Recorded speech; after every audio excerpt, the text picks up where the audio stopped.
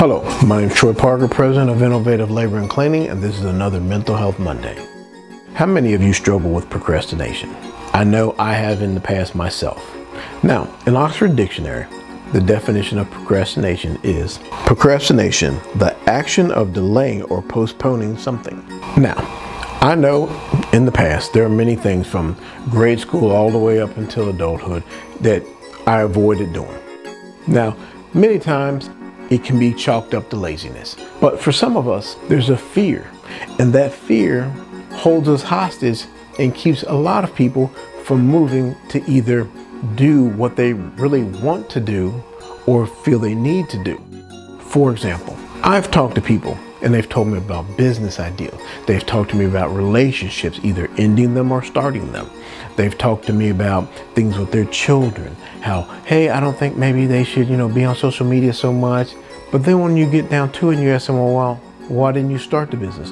Why didn't you start the relationship? Why didn't you leave the relationship? And there was always underneath a fear.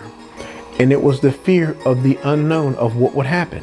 Well, what's going to happen when I enter into this relationship? I'm used to being by myself, or I was with this type of a person. What if they're not like that? Or ending a relationship. I'm used to being with a person. Now I'd be all by myself and all the responsibilities on me. Or it could be, well, if I take my kids' social media, what if they stop talking to me? There's always this fear. Now, in dealing with fear, first, you have to realize it's even there. Most people don't even realize they're fearful of something. So when I talk to people, they'll say, well, I want to start a business. I want to write a book. I want to write a record. And you get down to it and you ask them, well, why haven't you done it? And then I start asking them, well, what are you fearful of? Now, everybody immediately always says, I'm not afraid of anything. I mean, it's not fear. But then as they sit down and you really have them put pen to pad, they'll come up and start saying, well, yeah, I guess to start the business, I got to quit my job. Then so I'm worried about, and they'll say worry, which is the same as fear to me. And that is what keeps them from going after and making the decision they know in their heart, 99% of the time, is the right decision. But that fear holds them hostage.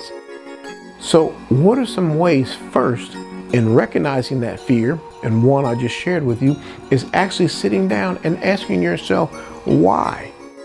Now, another problem with people is people don't like to be by themselves in a room, all alone, quiet. If you go out and look, if anyone gets a free moment, most people will pick up their phone, check their email, go see what's on social media. And if you don't believe me, ask yourself, if you had to put your phone down, I won't even say for a week, if you couldn't touch your phone for 2 days, how would you really feel? Now, I know this is a struggle for probably 99% of people because I saw it in myself. So I had to start changing things, and this is a little off the subject, so I wouldn't be hostage to my phone. So I started, when I get in the car, I would put it into the little console so I wasn't tempted to pick it up while driving and check emails. Then when I would sit down at my desk to work, I'd put it in a drawer and silence it until I got to that point where I was going to return calls. Because if anything urgent happens, they'll call the office and it would still come through the office phone. And then someone would come back and say, hey, this and this happened. So I didn't need to have my phone with me all the time. We tell ourselves, I gotta have my phone. I gotta have my phone. Oh, okay, my kids might call. When 9 times out of 10, your kids never have called and they're never gonna call. So one of the things is we have to see some of the things that are causing distractions in our lives, like our cell phones. And then we got to sit down and say, okay, well, what are things I can change? One, get these distractions out the way and have that quiet time. Just maybe a half an hour. Start with a half an hour where you put the phone somewhere else, sit in a room quietly and really look at whatever you're dealing with. Like, okay, why am I not starting this business? What's holding me back? What am I really thinking? And just start writing out what comes to you. I guarantee you, after 2 of these sessions, it's not going to take long. You're going to write out the truthful answer. But so many times we lie to ourselves. And I always tell people this is one of the greatest revelations I had when I was incarcerated, where I said to myself, or a voice I should say said to me, stop lying to yourself. And once I started being honest with myself, then the whole world opened up and I was able to see like why I would do the things I did. And procrastination was one of these things that I would do because I was fearful of, okay, what if this happens? Or what if that happens? So what I have found is if you sit down, take the time to really look at the things you want to do for one, and why you're really not doing them, and just be completely honest with yourself.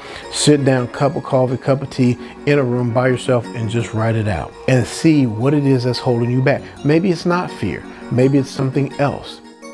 Now, there are some mental health things that can factor into procrastination, so we don't want to overlook those. There are some people who focusing their mind and moving task to task is difficult, so keep that in mind. But for the majority of people, or a lot of people, I will say, it's usually not something that is physically or medically wrong with them. Many times it is something emotionally that we're holding that for some reason we definitely have built the habit of putting things off. Because you talk to people and they'll say, I'm a procrastinator. All that means is for however much time, say if you're 34 years old or you're 40 years old, for those 40 years you've always put things off. So your subconscious mind has the program where you put things off. It's not that you're like that. You've programmed yourself, just like you programmed yourself to write with your right hand. Or I've given the example of putting your right foot in your pants first, then the left, because that's how you were taught. So for the next 34 years, that's what you did. So if you had to switch it, it would be difficult. It's the same with this.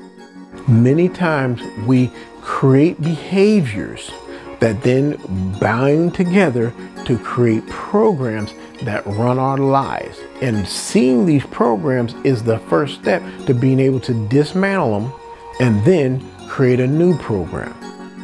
And how you create that new program is, one, you're still going to procrastinate. Even though you make a decision and say, I'm going to stop procrastinating. Or you watch this video and say, hey, that was motivational.